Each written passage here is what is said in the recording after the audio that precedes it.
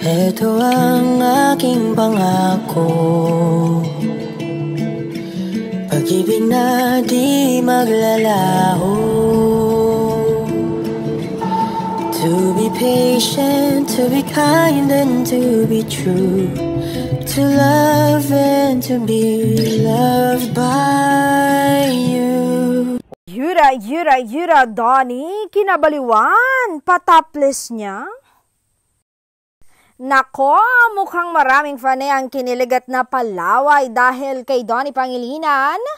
Dahil sa kanyang patopless at teaser ng How to Spot a Red Flag. Talagang maraming nabaliw sa kilig nang makita ang sweet moments ng Don Bell. Nag-uumapaw muna ito sa mga eksenang nag-highlight sa chemistry ng dalawa kaya naman hindi na magkamayaw ang fans sa social media sa pag-share at pag-react sa teaser. Pero ang tunay na nagpawaw sa mga fans ay ang mga topless scenes ni Donnie na hindi nakaligtas sa matatalas na mata ng mga marisol. Sa isang eksena sa teaser, makikita ang fit na katawan ni Donnie habang nagsusurf na tila na-taste talaga siya sa kanyang supporters.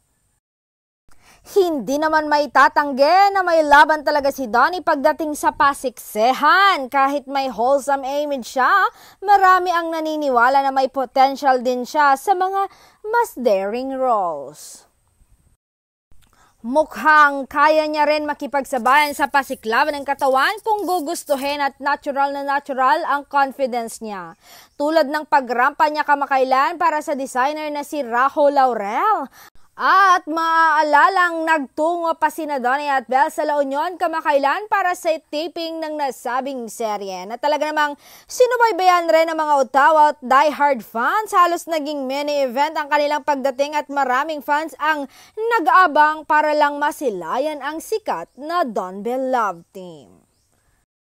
Marami ang excited dahil sa teaser pa lang ay hindi na nagtipid sa pakilig ang Don Bell. Paano pa kaya sa official trailer at mismong serye, kabog na kabog, di ba? Bukod sa matinding pakilig, may dagdag pang patakam ang patopless ni Donnie. Bongga!